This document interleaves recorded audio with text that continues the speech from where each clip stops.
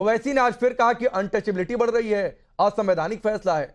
2006 में जब यह कानून बन गया था, जब केंद्र में यूपीए की सरकार थी, यूपी में सपा की सरकार थी, तब यह असंवैधानिक नहीं लगा था क्या? देखिए राकेश भाई, ये जो हमारी जो सरकार है, अगर संविधान के खिलाफ कोई आदेश पारित करती है तो भारत सरकार को उसको संज्ञान लेना चाहिए। और ऐसे आदेश जारी करना अनुच्छेद 17 के उल्लंघन है, और वह छुआछूत को भी बढ़ावा दे रहा है, और जीवन के अधिकार के खिलाफ है। आप आजीविक के खिलाफ, कल का कोई मुसलमान कहेगा कि रमजान में 30 दिन का उपवास होता है और 15 घंटे पानी हम नहीं पीते, तो सबको पानी नहीं देना चाहिए। ये सिर्फ नफरत की निशानी है और मुसलमानों के साथ खुल्लम खुल्ला भेदभाव है, और मुसलमानों को सेकंड क्लास सिटीजन किसी तरीके से बनाने की जो नहीं। अरे मेहरदीन अंग्रेज, सवाल आपसे कुछ पूछा था, जवाब कुछ आप देने लगे। ओवैसी ने जो बयान दिया था उसको आप लिख कर लाए हैं, पहले वो आप पढ़ लेंगे। सवाल आपसे ये पूछा है कि 2006 में जब ये कानून बना था कि नेम प्लेट लगाएंगे, जागो ग्राहक जागो, इतना बड़ा लंबा कैंपेन चलेगा, प्रोप्राइटर का नाम लिखना होगा, तब यह संवैधानिक नहीं लगा था? नहीं, 18 साल बीत गए।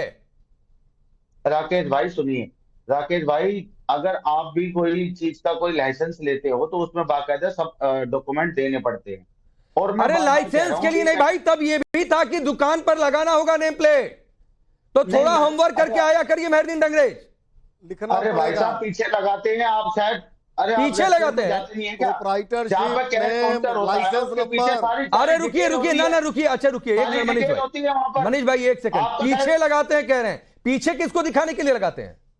अरे सर, ये जैसे मैं अब बैठा हूँ, हाँ। इसके पीछे कैश काउंटर ऊंचे पे लगा होता है, शायद आपने। अरे तो आपके पीछे कौन देखेगा भाई कि मेहरदीन अंग्रेज लिखा है कि राकेश पांडे लिखा है? आगे लिखेंगे ना, बड़ा बड़ा दुकान के आगे लिखेंगे, तब पता चलेगा ना कि मेहरदीन की दुकान है कि राकेश पांडे की दुकान है। जब आप किसी रेस्टोरेंट पे जाते हैं तो कैश काउंटर पे आपको जाना पड़ता है, फिर मेन्यू होता है। ये तो अच्छा, मैंने खाने के बाद पता चलेगा? नहीं मेहरदीन, मतलब हम रेस्टोरेंट में गए, पहले खाना खा लिए, कैश काउंटर पर जब बिल देने गए तब पता चला हो भाई ये राकेश पांडे की नहीं मेहरदीन अंग्रेज की दुकान है। देखिए, आप जिस तरीके से आप इस देश का नैरेटिव सेट कर, अरे मैं कहा नैरेटिव सेट कर रहा हूं, आपने कहा कि पीछे नाम लिखा हुआ। अरे सर आपके पास तो जो है मोदी जी के यहाँ से फरमान आ जाता है इन पर। अरे फिर आप ये घिसा पीटा डायलॉग मत मारिए भाई मेहरदीन अंग्रेज, ये घिसा पीटा डायलॉग मत मारिए। आपके पास से कहां से फरमान आता है तो वो छोड़ दीजिए, मैं उस डिबेट में नहीं जाना चाहता हूं। आपकी नफरती डिबेट की वजह से वहां से 500 लोगों को जो है हिंदू भाइयों के यहाँ पे जो लोग काम कर रहे थे वहां पर ढाबों पर, उनको निकाल दिया गया। अच्छा एक बात बताइए, सुनिए मेहरदीन सुनिए। नहीं, अच्छा नहीं एक मिनट रुकिए। आप बहुत कह रहे हैं नफरती बातें। फिरहाद हकीम, जिनकी हमने बाइट सुनाई है, बंगाल सरकार में मंत्री हैं, वो ये कहते हैं कि हिंदू बदकिस्मत है कि इस्लाम में पैदा नहीं हुआ। ये ठीक लगता है आपको? मैं बदकिस्मत हूं कि मुस्लमान नहीं हूं? देखिए, उनका बयान है, उनके प्रवक्ता, तो इस पर आपने आलोचना की, उनका बयान है तो? मैं क्या कह रहा हूं? मैं कह रहा हूं मैं मुसलमान हूं, मेरे लिए इससे बड़ी गर्व की बात कोई। बिल्कुल ठीक है, मैं सहमत हूं मेहरदीन आपकी बात से।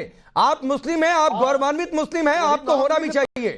आप मुस्लिम हैं, ये आपका सौभाग्य है, लेकिन मैं मुस्लिम नहीं हूं, ये मेरा दुर्भाग्य कैसे हो सकता है? देखिए, इस तरीके की बयानबाजी नहीं करनी चाहिए। हम तो बार बार, तो आपने आलोचना की, आपके सबसे बड़े नेता ने आलोचना की। आपके सोशल मीडिया हैंडल पर एक बार भी कोई कुछ देखने को मिला है कि ये दीदी अपने इस मंत्री को समझाइए क्या बोल रही है? हिंदू मुसलमान हो रहा है। देखिए राकेश भाई, हिंदू मुसलमान कौन करता है, ये जग जाहिर बात है। चलिए ना ठीक है, आप एक ही लाइन पर रहेंगे। आजारी साहब, बंगाल में हिंदू मुसलमान अलग अलग, यूपी में आ गए तो इंसान है भाई, ना हिंदू है ना मुसलमान है। ये परिभाषा आपको ठीक लगती है क्या? रुकिए अरे रुकिए मेहरदीन, प्लीज रुक जाइए।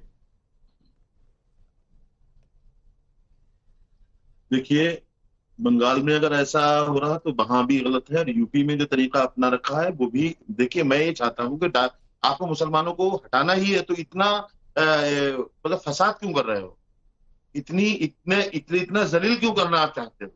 आप डायरेक्ट कह दो मुसलमान अपनी दुकानें हटा लें, मुसलमान रास्ते से हट जाएं। कावर यात्रा आ रही है, मुसलमानों के होने से यात्रा में कोई फर्क उसमें आ जाएगा? यात्रा नापाक हो जाएगी? कह दीजिए साहब, ये ड्रामाबाजी करने की जरूरत क्या है जो आप लोग कर रहे हैं? वो ठेले वाले पकौड़े पकौड़े वाले, उनको अपनी पहचान पहचान पहचान बना मतलब बताने की आ जरूरत रहा हूं है, मनीष जी। और उनको नहीं है जरूरत। जो अल कबीर चला रहे हैं, जो अरबीर एक्सपोर्ट चला रहे हैं, वो जो अन्नूर चला रहे हैं, मुसलमानों जैसे नाम है, और उसका मालिक कोई और है। कम से कम थोड़ी बहुत तो इंसानियत रखिए। दूसरे को इंसानियत का पाठ पढ़ाने से पहले एक बार अपने अपने गिरबानों में झांक करके देख ले कि हम क्या कर रहे हैं। ठीक। चारों तरफ से मुसलमानों को निशाना बनाने की कोशिश के सिवा कुछ और है?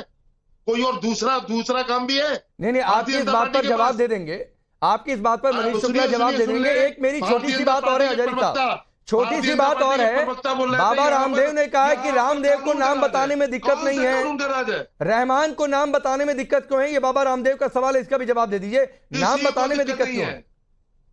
किसी को दिक्कत नहीं है। फिर दिक्कत सरकार के फरमान देने के तरीके पर है। क्या सरकार मुसलमानों को टारगेट करके अच्छा क्या तरीका होना चाहिए था? क्या तरीका होना चाहिए था? देखिए आप जिस तरह से सवाल जवाब करते हैं, एक बार आप ये बात उनसे ही पूछ ले। मैं पूछूंगा भी उनसे, मैं एकदम पूछूंगा। मुझे बस बता दीजिए क्या तरीका होना चाहिए था। एकदम पूछूंगा अजहरी साहब, निश्चिंत रहिए। मुझे बस बता दीजिए कि तरीका क्या होना चाहिए था आदेश जारी होने का, वो भी मनीष भाई सुन ले। इस आदेश की जरूरत ही नहीं थी। अरे फिर आप कह रहे हैं तरीका अलग होना चाहिए था, आप कह रहे हैं आदेश की जरूरत ही नहीं थी। तो पहले तय कर लीजिए कि आदेश की जरूरत नहीं थी, ये कहना है, या फिर ये कहना है कि तरीका गलत है। दुकानें बंद हो जाएंगी। सुनिए, कांवड़ यात्रा आएगी, वो उसकी दुकानें हो जाएंगी, बंद हो जाएंगी। कांवड़ यात्रा आएगी तो अपना नाम बताना पड़ेगा, फलों की दुकानों पर लिखना पड़ेगा। ये कहाँ की तहजीब है? अच्छा, पहले आपके हिस्से का सवाल मैं मनीष जी से पूछ लेता हूं। मनीष जी, सीधी सी बात है, जो अजहरी साहब कह रहे हैं कि भाई आपको दुकान मुसलमानों की हटानी तो सीधे उखाड़ कर फेंक फाक दीजिए, या बोल दीजिए जब तक कांवड़ यात्रा है दुकान बंद कर दो भाई, नहीं रहेगी इस रूट पर मुसलमान की दुकान। सकते हो आप। देखिए राकेश जी, मुझे जितना समझ में आया, हाफिज साहब ये चाहते हैं कि आखिर कांवड़ के समय में ये आदेश क्यों हुआ है। इनकी मांग लगता है ये है कि चाहते हैं कि परमानेंट ये आदेश लागू हो जाना चाहिए। और 2006 में राहुल गांधी की पार्टी की सरकार देश में थी, उत्तर प्रदेश में मुलायम सिंह यादव मुख्यमंत्री थे। तो हाफिज नूर जी को पहले तो कांग्रेस और समाजवादी पार्टी से पूछना चाहिए, यदि इन्हें कानून विभेदकारी लगता है तो इनको चाहिए कि पहले अखिलेश यादव राहुल गांधी से पूछे कि आपकी सरकार ने ऐसा कानून क्यों पास किया था। हम तो कानून का पालन करा रहे हैं। दूसरी बात, केवल मुसलमानों को नहीं कहा गया है कि नाम लिखना है। ये जितने भी दुकानदार हैं, जिनके भी प्रतिष्ठान और दुकान है, किसी भी धर्म के हैं, हिंदू है, मुसलमान है, सिख है, जैन है, ईसाई है, सबको प्रोप्राइटरशिप लिखना है और अपना नाम लिखना है, लाइसेंस का नंबर लिखना है। और नाम में छिपाना क्या है? आखिर ये पहचान छिपाने की और नाम छिपाने की वकालत इतनी निर्लजता से कैसे कर ले रहे हैं? भाई चिल्लाइए मत, शोर मत बचाइए। अरे अजहरी साहब, मैंने आपका सवाल सीधे टॉस कर दिया था। आप एक बार सुकून का जवाब सुन लीजिए, फिर आपके पास आऊंगा, बोल लीजिएगा। 30 सेकंड और मनीष शुक्ला को बोलने दीजिए, उसके बाद तुरंत आपके पास सुनेंगे नहीं। बोलिए। अगर ये जवाब सुन लेंगे